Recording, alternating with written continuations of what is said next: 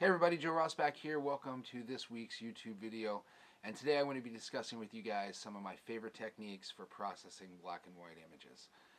Being a landscape photographer, for so many years I focused primarily on shooting colorful landscapes, colorful sunrises, and colorful sunsets. And I kind of forgot how much I absolutely loved doing black and white work. You know, when I started out as a photographer, I started out in the early 90s shooting film. And in fact, my first love in photography was black and white photography, and that was working in a wet darkroom. And what I've tried to do is take some of the techniques that I've learned back in the day with developing images and dodging and burning and different conversions in the wet darkroom and bring some of that same flavor and flair into doing my digital processing on my black and whites. So let me show you guys some of my favorite ways in this little video here. Let's jump into the computer and have a look at what we can do with some of our black and white images in Lightroom and Photoshop. Let's do it. Okay, let's go ahead and start in Lightroom, and we'll talk about a couple different ways to convert your images to black and white inside of Lightroom. Lightroom is got some pretty powerful tools here for doing black and white conversions. Now, the most basic way to do it is to just use the treatment up here and either go from color to black and white. But that's fairly generic, and you can get much better results by using the black and white channel mixer down here. So once you have converted from color to black and white, if you drop down here to the channel mixer, you can move all of the tones in your image around very nicely. So for instance, in this shot, if I want to make this sky back here a little bit more dense and dramatic, I could take the blue slider and start to move it from to the left, and that's darkening the sky because there is a lot of blue up in this portion of the sky. And so you can simply go ahead and start to move all of these sliders around and just get a different mix of tonality in the image. And it's just gives you much greater control over the conversion as opposed to just clicking on the black and white tab and just moving from there. Okay, so that's one way you can do it, is by using the channel mixer right here. All right, let's see, if I click the auto, it does a really bad job. I never use any of the auto buttons in development. Okay, that is just too generic.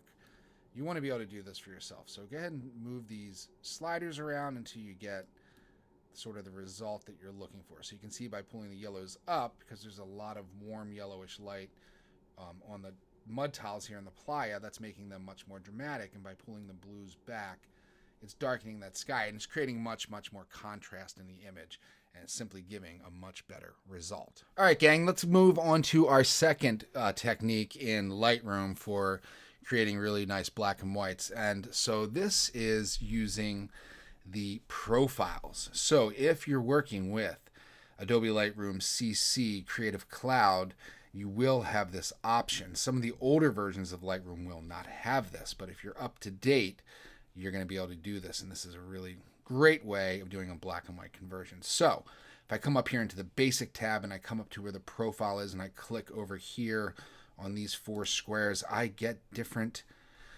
working profiles. Okay, and you'll notice down here you have a ton of black and white profiles. Just hovering over each one of the little icons is going to show you what that profile conversion will do to the image on the screen. And so this is a really powerful way of at least starting, or selecting rather, a starting point for your conversion. So you can just scroll through these and find the conversion that works best. I like this BW12 for this image. I like the way that it really darkens the sky and pops those clouds out in the distance, and I love the way that it brings out this strong contrast down here in the playa. So I'll use this as my starting point. Now, one of the other cool things you can do here is sometimes when you choose a starting point with one of these profiles, it's maybe a little bit too strong.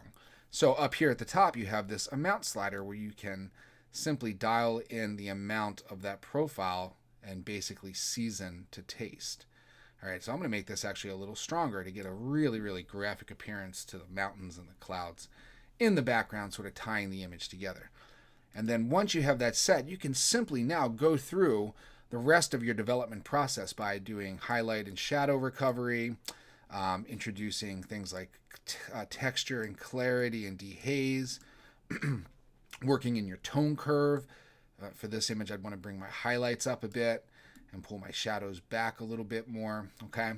Just to create a little bit more of a graphic sense in the image. And then you can just keep going through these, doing your raw sharpening, adding vignetting, doing localized adjustments with brush tools, radial tools, and graduated tools to get your final result of your black and white, just working in Lightroom. So that is a really powerful way of doing some black and white conversions inside of Lightroom. Let's talk about one more powerful way to do some of these conversions with Lightroom. But this time we're going to get a little bit more technical. In fact, we're going to use multiple profiles and then blend them together coming from Lightroom into Photoshop. So check this out. This is super fun. If I create a virtual copy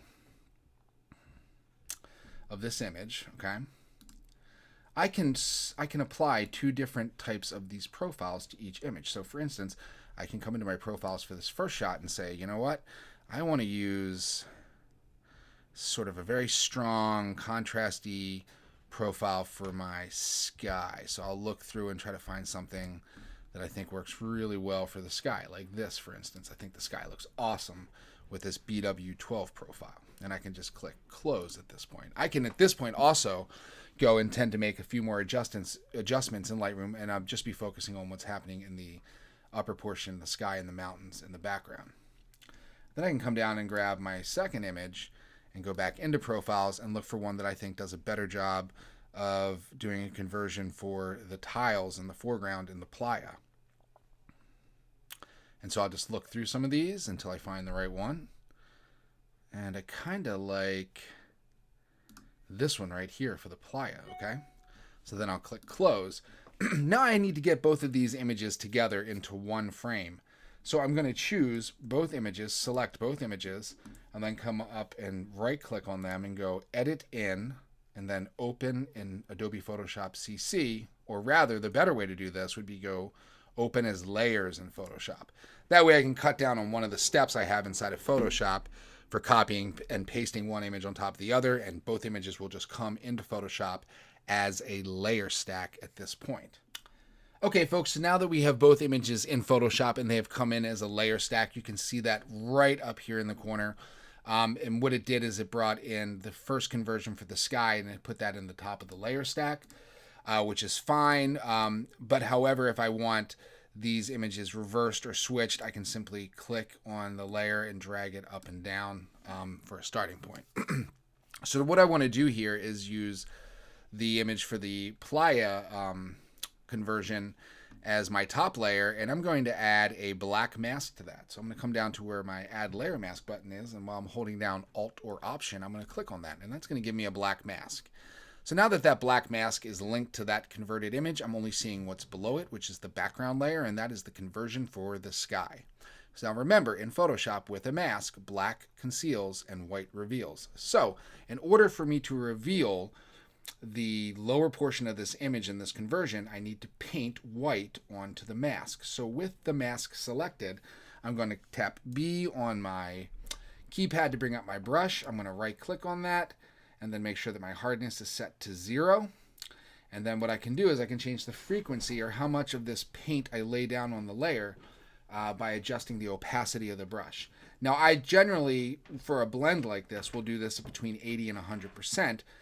Because I want the full effect to come through. When I'm working on doing dodging and burning or other sort of detailed tonal or color adjustments, I tend to do those at much smaller opacity brushes, like somewhere in the 10, 20, or 30%. But for this, I'm going to tap 0 on my keypad to get 100% for the brush, and I can change the brush size by just clicking on the bracket keys on my computer, and what you'll see here is as I begin to paint across this image, it's revealing the conversion below. Now what it's doing is it's not actually painting on the photo, it's painting white on the mask, and that white section is now revealing that adjustment that was there, that was hidden by the black mask. So I'm just going to continue on the image, painting in that conversion for the playa. All right, and because I'm not going to paint white up into the sky, it's going to keep that very, very dark, sort of brooding, moody appearance that I did from the first conversion for the sky. All right, so this is a really easy way and a really unique way of converting your black and white images and getting a much, much broader tonal range in the final shot. All right, gang, let's take another look at a great way to create some really amazing black and white conversions inside of Photoshop, okay? And what we're going to be using this time is the this amazing program called Silver Effects Pro, which is a Nik filter, which does really great black and white conversions. So what you want to do here is inside of Photoshop, you're going to go up to where it says Filter and drop down to your Nik collection, and you'll select Silver Effects Pro 2.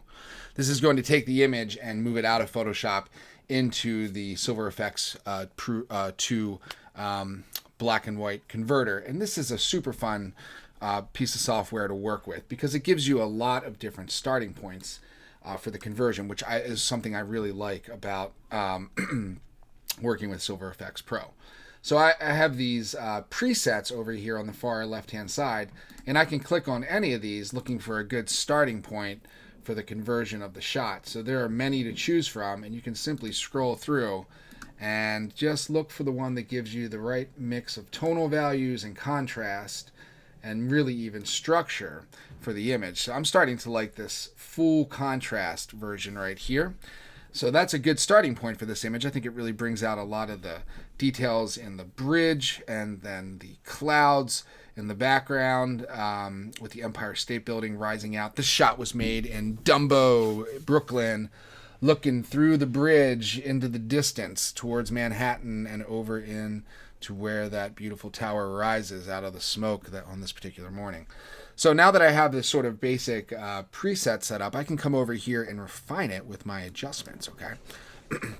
So I can do some global adjustments. I could adjust the brightness values, the contrast a little bit more, and then structure. Now, when I add structure, I want to make sure I zoom in on the image at 100%, okay? So I can really see what's happening, all right? And I'm going to add a little more structure to this shot. That looks pretty good. And then I can also do some tonality protection down here, so I feel like my shadows got too blocked up.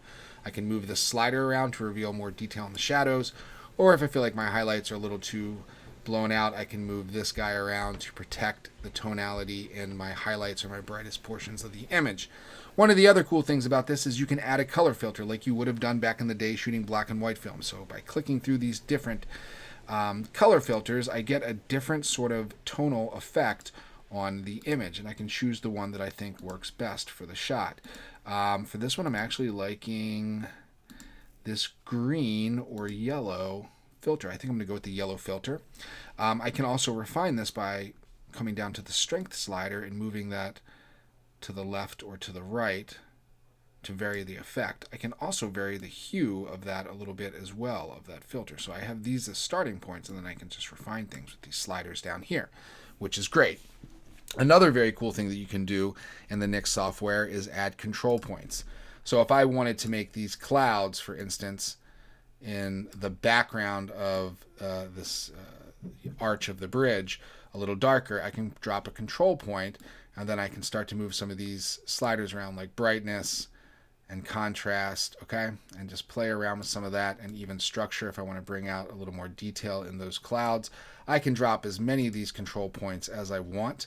I can amplify the whites, I can amplify the blacks, so you can just really play around with some of this stuff, and it's a lot of fun. You can put on as many of these control points as you like in the image, which is great. So I could add another one, let's say for maybe right up here. I have some of these deeper shadows, so I'll just bring up the brightness values in this area, and then I'll add another one for over here, and I'll also just size it and bring up the brightness values in this area as well. So you can do these really, really detailed selective adjustments using the control points through Nik to get your black and white conversion just perfect. And then once you're done in here, you simply click OK, and it's going to save the image, or it's going to rather not save the image, but it's going to bring the converted black and white image back into Photoshop and put it into your layers palette right here. Okay, so that is great because this is a way to do some non-destructive editing. If you don't like the effect, you can always throw this away and redo the conversion. Again, if you're happy with the final result, you can simply, and I am happy with the result for this image, you can simply flatten the layers and boom, there is your black and white, your converted black and white image that you can now continue to process and get ready for printing or putting online to your website. Alright guys, so that does it for today's video on working with black and white conversions both in Lightroom and Photoshop. I hope you enjoyed this video.